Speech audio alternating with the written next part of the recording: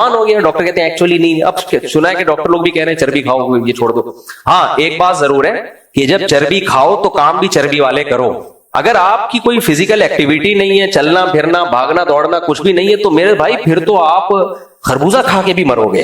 हाँ, फिर तो कुछ भी खाओगे मरोगे आप। तो अगर किसी को चर्बी खाने से दिल के मसाइल पैदा हो रहे हैं, ब्लड प्रेशर हाई हो रहा है, तो ये चर्बी का कसूर नहीं है, उसका जो लाइफ स्टाइल है वो नेचुरल नहीं है। वो खास शेरों वाली खुराक रहा है और काम बकरियों वाले कर रहा है। समझते हो गए नहीं समझते? तो जब शेरों वाली खुराक, शेर तो खाता है गोश्त और चर्बी, तो शेरों वाली खुराक जब खाए तो स्टाइल भी कैसा होना चाहिए? शेरों वाला। चाल भी, भागना तो शेर तो भागता है, तगड़ तगड़ भाग के शिकार करता है, चीता भाग के शिकार करता है। बकरी को शिकार के लिए भागने की जरूरत नहीं है, घास कहीं भागी जा रही है वहीं खड़ी हुई है, क्या ख्याल है? तो फिर वो चर्बी का कसूर नहीं। तो अल्लाह ने कुरान में भी जिक्र किया। और चर्बी की फजीलत एक और भी आपको बता दूं मैं, लेकिन खाना अपनी जिम्मेदारी पे मरमरा गए तो मेरे ऊपर केस नहीं कर देना, वो डॉक्टर से पूछ लेना, आखिर में आना तो डॉक्टर के पास ही है। दूसरा चर्बी की फजीलत कुरान से फिर एक और आलिम ने बताया। उन्होंने बोला देखो यार, हम जो कुकिंग ऑयल खाते हैं पैकिंग के, पकौड़े तल तल के और फलाना कर करके, तो एक बड़ी जबरदस्त उनकी उन्होंने तवज्जो दिलाई। उन्होंने कहा कुरान में क्या आता है, वहर्रमना अलैहिम शुहूमहुमा, यहूदी ने गुनाह किए, बनी इसराइल ने मूसा अलैहिस्सलाम को सताया, तो अल्लाह ने इनके गुनाहों की वजह से ऊंट की, गाय की चर्बी इन पे हराम कर दी। बैल की चर्बी भी हराम। जानवरों का गोश्त खाने की इजाजत है, चर्बी को हाथ लगाने की इजाजत नहीं है। तो अगर चर्बी नुकसानदेह चीज होती तो यहूदियों पे गुनाहों की वजह से हराम होती, या पेनल्टी लगती कि अब तो तुमने यही खानी है, चर्बी खानी है। हराम करना गुनाहों की वजह से इसकी अलामत है कि तुमसे अल्लाह नाराज है, चर्बी की नेमत अल्लाह तुमसे छीन रहा है, ये नेमत अब तुम्हें नहीं मिलेगी। समझते हो गए नहीं समझते? तो बैल की चर्बी खाया करो। उस दिन तो फिर मैंने 2 साल पहले मैंने ऊंट किया था ना, तो ऊंट जब मैंने हलाल किया, ऊंट में चर्बी बहुत कम होती है, तो मैंने तो उसकी सारी सफेद चर्बी जमा करके उसको पिघला के घी बना के रख लिया। फिर मेरे पराठे उसी में बनते थे, कोई जरा भी हीक नहीं होती। हम बचपन से बच्चों को सिखाते हैं देखो छीछड़ा है, ये हीक स्मेल आ रही है, इसमें से स्मेल आ रही है, तो बच्चों को फिर देसी की आदत ही नहीं पड़ती।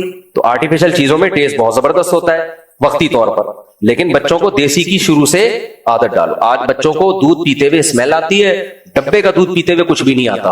हालांकि डब्बे का दूध नहीं पियो मेरे भाई, ये खुला दूध पियो, खुला दूध, तो इसमें ग़िज़ाइयत है। खैर, कहां से कहां चले गए। तो अगर चर्बी बुरी चीज होती, बकरीद में क्या किया करो, चर्बी का घी निकाल के रख लिया करो, पराठे उसी में बनाया करो। डॉक्टर पराठों से मना करते हैं, इतना भी हम डॉक्टरों को लिफ्ट करा लो, खाना जो है उस चर्बी में पकाया करो, और फिर थोड़ा भागम दौड़म भी किया करो, थोड़ा भागा दौड़ भी, वरना फिर मर जाओगे। तो फिर मुझे नहीं कहना कि अब तुमने मारा है इसको, वो फिर तुम अपनी कोई काम ही नहीं है तो फिर मरोगे ही ना, जाहिर है। तो अल्लाह ने कुरान में क्या फरमाया, दुम्बे का सबसे पहले तस्करा किया अल्लाह ताला ने। मिन अव्वान इस्नैन, अल्लाह कहते हैं हमने दुम्बे में नर और मादा दोनों क्या कर दिए, हलाल। समझते हो? और फिर इस पे बहुत सारे वाकयात है चर्बी की फजीलत पर। जैसे गरीबों को मैंने देखा, एक गरीब लोग क्या करते थे, इतने सेहतमंद, मैंने कहा इनको बेचारों के घर पे खाने को रोटी है नहीं, सारे मुस्टड्डे लाल टमाटर की तरह और ऐसी इनकी हेल्थ। तो फिर किचन में जब जाके देखा तो पता चला ये गरीब लोग कुर्बानी की चर्बी इकट्ठी करते हैं, उसी को पिघला के बेचारे पूरे साल चलाते हैं। वो बेचारों को इस चर्बी ने उनके चेहरे को लाल टमाटर जैसा कर दिया। और जो डिफेंस का करोड़पति आदमी है, उसके पास चूंकि कुकिंग ऑयल के पैसे हैं, लिहाजा वो कुकिंग ऑयल खा खा के चेहरे का रंग क्या कर रहा है, उड़ा रहा है। ये जो चेहरे पे रौनक है ना, ये चर्बी खाए बगैर नहीं आ सकती है, ज़हन में रखना। देखो वेजिटेरियन जो होते हैं ना, वेजिटेरियन जो मुसलमानों के चेहरे पे चमक और रौनक होती है, वो वेजिटेरियन के चेहरों पे नहीं होती। चेहरे पे रौनक गोश्त के बगैर आ नहीं सकती, गोश्त चर्बी के बगैर। लेकिन मान लो आप डॉक्टर से पूछ के खा लेना तो मरोगे, तो मुझे नहीं पकड़ना फिर। खैर, हम आगे चलते हैं। आगे अल्लाह फरमाते हैं वो मिनल माजिस नहीं, इसी तरह बकरी में से भी दोनों, बकरा भी हलाल और बकरी भी हलाल, तो बकरे का गोश्त भी है। और आगे अल्लाह ने फरमाया वो मिनल इबिल इस्नैन, ऊंट में भी नर ऊंट भी हलाल और मादा ऊंट भी हलाल। तीसरे नंबर पे अल्लाह ने ऊंट के गोश्त का तस्करा किया, और चौथे नंबर पे अल्लाह ने गाय का तस्करा किया। व मिनल बकर इस्नैनी, कि गाय में भी, बैल भी हलाल और गाय भी तुम्हारे लिए हलाल। भैंसा और भैंस भी गाय ही की जिन्स में शामिल है, वो भी इसी आयत में खुद ब खुद दाखिल हो गए। तो ये 4 किस्म की नेमत अल्लाह खास तौर पे बयान कर रहा है। पूरी दुनिया में इन 4 जानवरों का गोश्त बहुत ज्यादा खाया जाता है, तो इसमें कुछ तो है ना। بچوں کے لیے گائے کا گوشت بہت مفید ہے, خوب سمجھ لیں. بچوں کو گائے کے گوشت سے پرہیز نہ کرایا کریں. جو بڑا آدمی بیمار ہو جائے وہ بچے گائے سے, لیکن بچوں کے لیے گائے کا گوشت کھلائے. بکرے سے زیادہ اچھا بچوں کے لیے کون سا گوشت ہے؟ گائے کا. میں بعض ملکوں میں گیا ہوں, وہاں گائے کا گوشت مہنگا ہے بکرے سے بھی. کہتے ہیں گائے میں پروٹین زیادہ ہے. ابھی افریقہ میں ہو کر آیا, بکرے کو تو کوئی پوچھتا ہی نہیں. وہاں گائے کے لیے تو لوگ ترستے ہیں. گائے کا گوشت مہنگا ہے, 4-5 ہزار میں پورا بکرا مل جاتا ہے پاکستانی, 4-5 ہزار میں. میں تو چھپڑ میں لیگیج میں بکرے لانے کے موڈ میں تھا, لیکن اجازت نہیں ہے. تو خیر بکرا کھائیں, گائے کھائیں, دمبا کھائیں, جو پسند ہو, لیکن مسلمان گوشت خور بولو ہوتا ہے. گوشت مسلمان کی مجبوری ہے, کھانا پڑے گا. ہم ویجیٹیرین ہو نہیں سکتے. ہمارے مذہب نے اتنی ساری گوشت کی فضائل ہمیں بیان کر دی ہیں کہ اب مجبوری ہے ہماری گوشت کھانا, ہماری مجبوری ہو چکی ہے. انٹرنیٹ پہ آ رہے ہیں بہت سارے نا ہندو ڈاکٹروں کے کلپ آ رہے ہوتے ہیں, گوشت میں یہ نقصان ہے, یہ سبزی کھایا کرو, یہ کھایا کرو. میں سوچ رہا ہوں کہ ایسے ڈاکٹر کی دعوت کر کے اس کو ایک دفعہ دمبے کو چربی میں پکا کے نا, اور پہلے بھوک لگاؤ, اس کو ٹائٹ قسم کی بھوک لگاؤ, اس کے بعد دمبے کو چربی میں پکا کے کھلاؤ, بول مزہ آیا کہ نہیں آیا. وہ کہے گا آپ سے گوشت دکھاؤں گا. خیر ہمارے ایک دوست کے ساتھ واقعہ ہوا. ہمارے بھائی, میرے بڑے بھائی تو اسٹاک ایکسچینج میں نا, تو وہاں ایک ہندو وہ گوشت نہیں کھاتے تھے, ان کے دوست تھے. بھائی نے اس کو سمجھایا کھاؤ. ایک دن گوشت کی بریانی کھلائی, وہ بڑا خوش. اگلے دن وہ بھائی نے اس سے پوچھا کہ وہ آیا, کہتا اب تو میں دبا کے گوشت کھا رہا ہوں نا. چند دن بعد آئے. بھائی نے کہا گوشت تو مہنگا ہے, کیسے اتنا گوشت کیسے خرید رہے ہو؟ کہہ رہے جتنے کوے منڈیر پہ بیٹھے سب کھا گیا. یا تو کھا نہیں رہے تھے, اب کھانے پر آئے تو کیا کھانا شروع کر دیے, سارے کوے کھا. اللہ بچائے. آگے ہم چلتے ہیں, یہ اسی میں آیت آئی وعلی الذین ھادوا حرمنا علیہم شحومہم ومن البقر والغنم حرمنا علیہم شحومہم. اللہ کہتے ہیں گائے کی چربی بھی حرام کی تھی ہم نے یہودیوں پر, اور بکرے اور بکریوں کی چربی بھی حرام کی تھی. چربی نہیں کھانا, تم خالی گوشت کھاؤ روکھا روکھا. اور میرے خرچے پہ, او سوری استغفر اللہ, میرے خرچے پہ نہیں, یہ میں نے کیا کہہ دیا, میرے مشورے پہ ایک دفعہ آپ بریانی کوکنگ آئل کے بغیر پکائیں, گوشت جس میں چربی زیادہ ہو, رواج ہو چربی ہو, پکا کے دیکھیں, مجھے بھی کھلا دینا. پھر مزہ نہ آئے پیسے واپس. نہ وہ پیٹ پہ بوجھ بنے گی. کوکنگ آئل میں پکی ہوئی بریانی لذت میں بھی کم ہوتی ہے اور میدے پہ بوجھ بھی بنتی ہے. کوکنگ آئل نہ ڈالیں آپ اس میں. آپ کیا کریں, اسی کا جو گھی ہے نا, یعنی گوشت ایسا لیں جس میں چربی زیادہ ہو, رواج زیادہ ہو, رواج بھی چربی ہی کی طرح کا ہوتا ہے, اس میں آپ پکائیں, مزہ نہ آئے پیسے واپس. اور باسمتی چاول ہونا چاہیے, سیلا چاول نہیں. سیلا چاول پیڑ میں ایسے پتھر بنتا ہے جا کے. تو باسمتی چاول میں چربی والے گوشت میں آپ بریانی پکائیں, آئل الگ سے نہ ڈالیں, مزہ نہ آئے پیسے واپس. اگر پھر بھی پیٹ خراب ہوا تو وہ مسالے کی وجہ سے ہوگا, جو آپ نے بازار کا مسالہ لیا ہے, یہ بتا رہا ہوں. اگر مسالہ بھی گھر کا ہو تو پھر بالکل پیٹ خراب نہیں ہوگا, اور بہت جلدی ہضم بھی ہو جائے گی, گھر کا مسالہ ہو. اگر آگے چلتے ہیں, ہم بولیں گے کون سا کچن چینل کھول کے بیٹھ گیا ہوں میں, تو اللہ نے اس میں بھی بتایا کہ بھائی آگے ہم چلتے ہیں بس جلدی جلدی. قل تعالوا اتل ما حرم ربکم علیکم. اب مشرکین نے نا خامخواہ کی چیزیں, گوشت نہیں کھاؤ تو یہ نہیں کھاؤ تو فلاں, جیسے ہندو لوگ بھی اپنے مذہب کے حساب سے یہ کہتے ہیں بھائی سبزیاں کھاؤ, گوشت کیوں کھا رہے ہو. تو اور ہمارے ہاں بھی جو صوفی ٹائپ کے لوگ ہیں, یہ نہیں کھاؤ وہ نہیں کھاؤ, نہاری کیوں کھا رہے ہو, اس میں مغز کیوں ڈال رہے ہو, یہ مفتی لوگ ہیں. مفتی ایسے ہوتے ہیں, کھانا کھا رہے ہیں بیٹھ کے, کباب کھا رہے ہیں بیٹھ کے, ریبوں میں گھوم رہے ہیں بیٹھ کے, یہ کون سے مفتی ہیں. تو یہ کانسیپٹ ہمیشہ سے چلا آ رہا ہے. تو اللہ نے بتایا کہ بھائی اللہ کو اس سے کوئی غرض نہیں ہے کہ تم حلال نعمتوں سے لطف اندوز ہو رہے ہو. نہ, اللہ جن چیزوں سے ناراض ہوتا ہے, آؤ ہم تمہیں وہ بتاتے ہیں. بہت اہم آیت ہے. قل تعالوا اتل ما حرم ربکم علیکم. اے نبی ان سے کہہ دیجیے آؤ میں تمہیں بتاتا ہوں حرام کیا ہے, کن چیزوں سے تمہارا رب ناخوش ہوتا ہے. نہاری اور دمبے کی کڑھائی وڑائی سے تمہارا رب ناخوش نہیں ہوتا. ہم تمہیں بتاتے ہیں جو کرنے کے کام ہے, ان کو فوکس کرو. آج ہم لوگ انہی کام کو فوکس نہیں کر رہے. سب سے پہلا کام کیا ہے, لا تشرکوا بہ شیئا, اللہ کے ساتھ کسی کو شریک مت کرو. وبالوالدین احسانا, اللہ کے بعد سب سے بڑا حق کس کا ہے, ماں باپ کا. ماں باپ کے ساتھ تمہارا بیہیویئر اچھا نہیں, بہت اچھا ہونا چاہیے. احسان اچھے کو نہیں کہتے, بہت اچھے کو بولتے ہیں. بہت اچھا سلوک ہونا چاہیے ماں باپ کے ساتھ. ولا تقتلوا اولادکم من املاق, غربت کے خوف سے اپنی اولاد کو قتل مت کرو. ماں کے پیٹ میں پریگننسی کو ضائع کر دینا کہ ہماری آمدن کم ہے, وہ بھی اسی قتل میں داخل ہے. کیوں؟ اللہ فرماتے ہیں نحن نرزقکم وإیاہم, تمہیں بھی ہم روزی دیں گے, ان کو بھی روزی دیں گے. وہ تمہاری اولاد بعد میں, ہماری مخلوق پہلے ہے. نسل روکنا بھی اسی میں داخل ہے, کیونکہ ہم نسل روکتے ہیں یہ کہہ کے اپنی اولاد کو, انسانوں کو روک رہے ہیں. اللہ کہتے ہیں یہ میری مخلوق پہلے ہے. انسان کو دوسری مخلوق پر تو اللہ نے تصرف دیا ہے, جانوروں پر. خود انسان کو انسان پر حق نہیں ہے کہ وہ یہ فیصلہ کرے کہ کتنے انسان دنیا میں آئیں گے کتنے نہیں آئیں گے. تو اس لیے یہ کام تم چھوڑ دو. یہ رزق کس کے ہاتھ میں ہے, اللہ کے ہاتھ میں. قرآن میں دوسرے مقام پہ کیا آتا ہے, وَقَدَّرَ فِيهَا أَقْوَاتَهَا, ہم نے جب زمین بنائی تو انسانوں کی روزی روٹی کا پہلے سے زمین میں انتظام کر دیا. آپ مجھے ایک بات بتاؤ, آپ جب گھر میں کھانا پکاتے ہو تو جتنے مہمانوں کو بلایا ہوتا ہے اس سے کم کا پکاتے ہو یا احتیاطاً زیادہ کا پکاتے ہو؟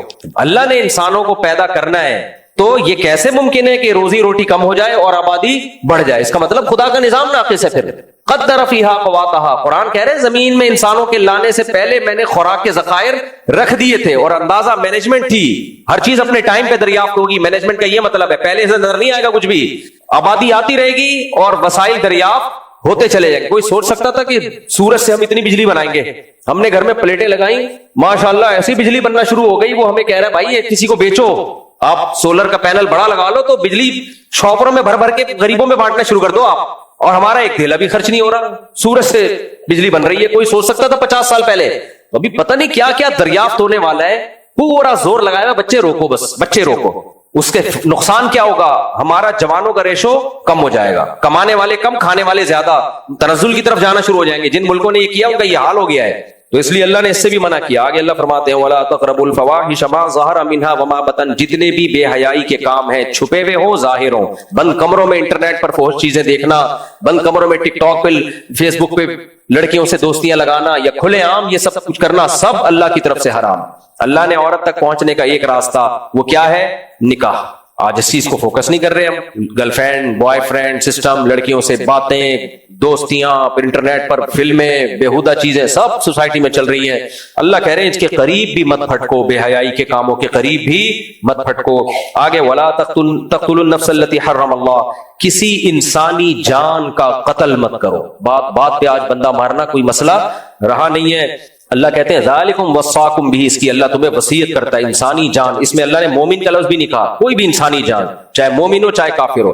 آج بات پہ بندے اڑا دیتے ہیں۔ اب دیکھو کتنے مبارک شخصیت تھے مولانا سمیع الحق صاحب کے جو بیٹے تھے، میری چند مہینے پہلے ان سے گپ شپ ہوئی، دوستی ہوئی، اتنا انہوں نے اسلام آباد میں ملاقات ہوئی، اکرام کیا، اتنے پولائٹ آدمی، مجھے بار بار دعوت دے رہے آپ پکوڑا کھٹکائیں ہمارے مدرسے کا، مجھے اتنی ایک اچھا لگا، انہوں نے رسپیکٹ دی۔ جب اطلاع ملی کہ دھماکہ ہوا اور شہید ہو گئے، کوئی بات ہی نہیں ہے، کس قدر انسانی خون کو سستا کر دیا ہے ان لوگوں نے۔ تو اللہ کہہ رہے ہیں وَلَا تَقْتُلُوا النَّفْسَ الَّتِي حَرَّمَ اللَّهُ، کسی انسانی جان کو قتل مت کرو۔ ان کا کیا قصور تھا بھائی؟ ان کی آپ سے کیا دشمنی تھی یار؟ مسجدوں میں گھس کے نمازیوں کو اڑا دیتے ہیں بات پہ۔ اس دن قرآن میں آیت آئی تھی نا، جس نے کسی کو قتل کیا نا، سب سے بڑی سزا کس کی ہے؟ قاتل کی۔ فَجَزَاؤُهُ جَهَنَّمْ خَالِدًا فِيهَا، جہنم اس کی جزا ہمیشہ رہے گا۔ وغضب اللہ علیہ، اللہ کا غضب بھی، اللہ کی لعنت بھی، اور بڑا عذاب اللہ نے اس کے لیے تیار کر کے رکھا ہے۔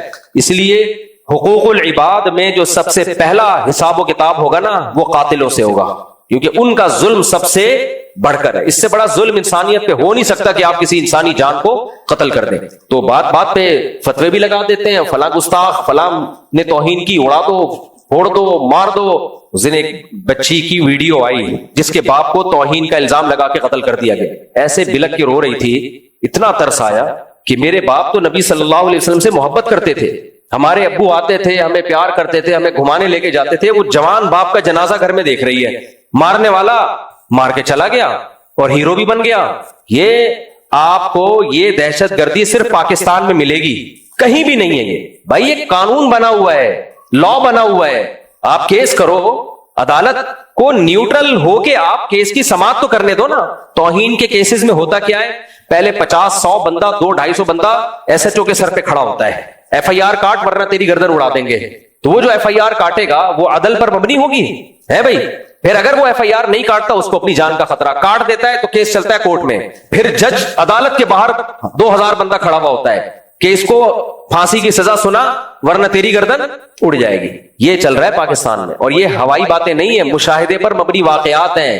کتنے بے گناہ لوگوں کو جیل کی کوٹریوں میں ڈال دیا، صرف اپنی ذاتی دشمنی نکالی، کوئی کیس بنا کے اس کے اوپر ڈال دیا۔ تو یہ ہو رہا ہے انسانی جان، اور مذہب کے نام پہ مار دو، مذہب کے نام پہ مار دو۔ انسانی جان کا قتل ہلکی چیز نہیں ہے، اس کے بہت سخت ثبوت ہونے چاہیے، اس کے بہت پاورفل ثبوت۔ توہین رسالت کا قانون یہ ہے کہ مرتکب کی سزا قتل ہے، بالکل ٹھیک قانون ہے، لیکن توہین کو ایکسپلین کون کرے گا؟ زبان کی لڑکھڑاہٹ، بولنا کچھ چاہ رہا تھا نکل کچھ اور گیا، یا کوئی علمی بات ہے جو بیان کر رہا ہے، اس کا مقصد توہین نہیں ہے، کوئی علمی چیز ہے، تو ان چیزوں پہ فوراً فتویٰ لگا دینا، اگلے کی زندگی بھی نہ دیکھنا کہ بھائی یہ کیوں توہین کرے گا، اس کا کیا دماغ خراب ہے کیا؟ بات پہ فتوے لگا دیتے ہیں، اور جو مارتا ہے وہ ہیرو بن کے آ جاتا ہے۔ تو یہ غلط ہے، یہ بھی انسانی جان کے قتل میں یہ چیز شامل ہے۔ اگر کسی کی زبان لڑکھڑاتی ہے، آپ اس کو اپنی بات کو ایکسپلین کرنے کا موقع دو۔ پھر اگر کوئی علمی اختلاف بیان کر رہا ہے تو اس کے دلائل سنو. کچھ بھی نہیں سنا جاتا, دھڑ دھڑ دھڑ فتوے, وہ اس نے اٹھا کے ادھر بندہ مار دیا, اس نے اٹھا کے ادھر بندہ مار دیا, اور مارنے والا ہیرو بن جاتا ہے. پھر اس مارنے والے کی مذمت میں کوئی بیان نہیں دے سکتا. کوئی مذمت میں بیان دے گا, اگلے دن وہ آیا ہوا ہوگا اخبار میں, اس کو بھی اڑا دیا. سرگودا میں کیا ہوا ہے, وہ ایک مقدس اوراق کا ایک ادارہ ہے, تو وہ کیا کرتے ہیں, سب سے مقدس اوراق جہاں بھی اللہ رسول کا نام کسی کاغذ پہ لکھا ہو لے کے نا جمع کرتے ہیں, کہیں دور لے جا کے دفن کر دیتے ہیں. میں نے ان سے کہا یار تم اتنی ٹینشن اٹھا رہے ہو تو یہاں گڑھا کھود کے ان مقدس اوراق کو جلا دیا کرو تاکہ لوگوں کے پاؤں میں نہ آئے. فقہا نے بیان کیا بھائی مقدس اوراق جو ہے, جو قرآن ہے تو بوسیدہ ہو جائے تو جلا دیا جائے تاکہ اس کے نقوش مٹ جائیں. کہتے ہیں کیا بات کر رہے ہو, ہم نے یہاں ایک دن ایسا کیا کہ ہم نے ایسے جلایا, وہ تھوڑی سی آگ نکلی, کہیں اڑوس پڑوس میں خبر پہنچ گئی کہ یہ قرآن کو جلایا ہے. اس وقت میڈیا بہت فاسٹ نہیں تھا. اب یہ جو جلا رہے تھے یہ توہین کی نیت سے نہیں بلکہ توہین سے بچانے کے لیے کہ پاؤں میں نہ آئے. کہہ رہے فوراً تھانے میں گیا, ہمارے لیے تو جان چھڑانا مشکل ہو گیا, پتہ نہیں کس طریقے سے جان چھڑی ہے. میں نے کہا شکر کرو میڈیا اس وقت اتنا فاسٹ, 20-25 سال پرانی بات ہے, ورنہ ایک ویڈیو فیس بک یوٹیوب پہ آنی تھی تمہاری بوٹیاں نوچ کے لوگ کووں کو کھلاتے. حالانکہ وہ بیچارہ کر کیا رہا ہے, مقدس اوراق کی حفاظت.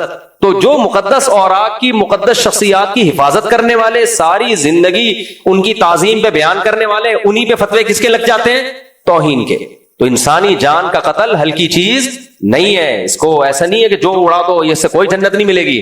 اس بچی پہ مجھے اتنا ترس آیا جس کے باپ کو مار دیا یار, کیسے بلک بلک کے رو رہی ہے وہ. تو انسان کے لیے پورا گھر چل رہا ہوتا ہے کسی شخص سے, آپ نے اڑا دیا, اپنی ٹھڑک پوری کر لی اور ہیرو بھی بن گئے آپ. تو ایسے جذباتی لوگوں سے ہمیں اپنے ملک کو بچانا ہے, اپنے کلچر کو, اپنی سوسائٹی کو بچانا ہے, اور یہ صرف یہیں پر آپ کو ملے گا دنیا میں. ہاں جو واضح لفظوں میں توہین کر رہا ہے, ہمیں پتا ہے یہ شراب بھی نہیں پی ہوئی اس نے, دماغ صحیح ہے اس کا, جان کر جیسے ملحد لوگ کر رہے ہوتے ہیں, کوئی تعویل نہیں بنتی ہے اس کی, اور کیس چلتا ہے, پتا چل جاتا ہے کہ بھائی اس کی کوئی دوسرا مطلب بنتا نہیں ہے, تو ٹھیک ہے, اس کے لیے تو قانون بنا ہوا ہے. ایسے شخص کو سزا ملنی چاہیے تاکہ ہم ناموس رسالت کی حفاظت کریں. نبی صلی اللہ علیہ وسلم کی ذات اتنی ہلکی نہیں ہے کہ ہم لوگوں کو اجازت دیتے جو منہ میں آئے اٹھائے اور جو آپ بکواس کرتا پھرے. تو میری اس تقریر کا یہ مطلب نہیں ہے کہ ہم اس کی کھلی چھوٹ دے رہے ہیں. میری تقریر کا مطلب یہ ہے کہ اس قانون کا غلط استعمال, اس پہ پابندی ہونی چاہیے. تو باقی قانون بذات خود ٹھیک ہے کہ توہین رسالت کی ہم کسی کو پرمیشن نہیں دیں گے, لیکن اس توہین کا فیصلہ کون کرے گا, عدالت. اور عدالت بھی دباؤ میں آ کے نہیں کرے گی, دونوں طرف کے دلائل سن کے وہ انصاف والا تجزیہ کرے گی. ورنہ عدالت پہ بھی دباؤ ہوتا ہے کہ تو نے اس کو سزا نہیں دی تو تیری گردن اڑے گی. یہ ہوا ہے, مجھے خود وکیل نے بتایا کہ میں نے 2 بے گناہ لوگوں کو اندر جیل میں کیا ہے, عمر قید کی سزا سنائی ہے, جبکہ مجھے پتا تھا کہ یہ مجرم نہیں ہے. کہہ رہے ہیں ان کو میں جیل میں نہیں بھیجتا تو میری لاش ملتی, اتنا دباؤ تھا میرے اوپر, مجھے جان سے مار دیتے تو میں مجبور تھا کہ یار اپنے آپ کو بچاؤں. غلط کیا, لیکن کہتا میں کیا کرتا, باہر عدالت کے باہر بندہ کھڑا ہوا تھا, اتنا 1000-2000, اور میں حکومت کی طرف سے وکیل تھا, میں اس کو چھڑوا دیتا تو میں گیا کام سے. اور جج کو بھی یہی خطرہ تھا تو جج نے بھی اس کو عمر قید کی سزا سنا دی. یہ بہت ہے, ایک نہیں ہے, جیلوں میں بھرے ہوئے ایسے لوگ. اکثر علماء گئے ہوئے ہیں اندر جو بیچارے 8 سال درس نظامی پڑھا, انہوں نے قال اللہ قال رسول پڑھا اور انہی پہ الزام لگا اور جیل میں گئے. صحیح ہو رہا ہے مارکیٹ میں. تو جو واقعی مرتکب توہین رسالت ہیں ان کو تو سزا ملنی چاہیے, لیکن یہ فیصلہ کون کرے گا بھائی, کورٹ بنی ہوئی ہے, عدالت بنی ہوئی ہے. دنیا میں ایسا کسی ملک میں نہیں ہوتا کہ جو اٹھا کے فیصلہ کر دے, فتویٰ دے دے, اڑا دو, یہ کر دو, وہ کر دو. تو اور یہ جو لوگ قتل کے مشورے دیتے ہیں نا, اس نے یہ کیا جا کے اڑا دو, ان سے بولا کرو حضرت آپ خود جا کے اڑاؤ, کیونکہ جو اڑائے گا اس پہ بھی کیس ہوتا ہے, وہ بھی اندر ہو جاتا ہے. تو آپ اپنی عوام کو نہیں مرواؤ, جنت میں جانے کا آپ کو بھی شوق ہے نا, یہ بندوق پکڑیں, آپ خود تشریف لے جائیں. تو یہ خود جاتے ہوئے ڈرتے ہیں, یہ عوام کو بس مشورے دے رہے ہوتے ہیں, ان کو پتا ہے وہی جائے گا جیل میں, اور وہی پھر وہ ایک اور ہیرو جنازے میں آ جائیں گے آگے اس کے, تو کہہ رہے ہیں چلو اس کے جنازے میں بھی آ کے ہم پھر وہ جنازہ بھی کیش کرا رہے ہوتے ہیں کہ دیکھو ہم اس کے جنازے میں آئے. تو آپ جائیں نا, خود جائیں نا. تو اس میں اللہ نے کیا فرمایا, انسانی جان کو قتل مت کرو, اس کی اللہ تمہیں وصیت کرتا ہے. آگے فرمایا, جلدی سے بس یہ رکو پڑھ لیتا ہوں, ولا تقربوا مال الیتیم, یتیم کا مال کھانا تو دور کی بات, قریب بھی مت پھٹکو. یتیم کا مطلب یہ نہیں کہ عیدی سینٹر سے یتیم کے چپل چوری کر کے کھانا. یتیم کا مطلب ہے آپ کے باپ کی ڈیتھ ہو گئی, اب چھوٹے بھائی بھی ہیں آپ کے, تو عام طور پر وہ بڑے بھائی جو اس وقت بیان نہیں سن رہے, وہ چھوٹے بھائیوں کی وراثت ہڑپ کر جاتے ہیں, چھوٹی بہنوں کی وراثت بھی ہڑپ کر جاتے ہیں. اللہ کہتے ہیں یتیم کا مال ہے, یہ آگ کا انگارہ ہے, اس کی حفاظت, بیوہ کو بھی اجازت نہیں ہے اپنے یتیم بچوں کا مال کھانے کی. فرمایا وَأَوْفُوا الْكَيْلَ وَالْمِيزَانَ بِالْقِسْطِ, ناپ تول میں کمی مت کیا کرو. ایسا مت کرو کہ اپنا حق لینے کی باری آ رہی ہے تو پورے گن گن کے حق دینے کی باری آ رہی ہے تو ڈنڈی مار رہے ہو. ایتھوپین ایئر لائن سے ہم لیپ ٹاپ لے کر آئے, یہاں چائنا والا نکلا, ڈبہ ہی چینج, صحیح ہے نا, پیسے لیگیج کے پورے لیے, یہاں مال کیا کر دیا, چینج کر دیا. تو یہ پہلی دفعہ نہیں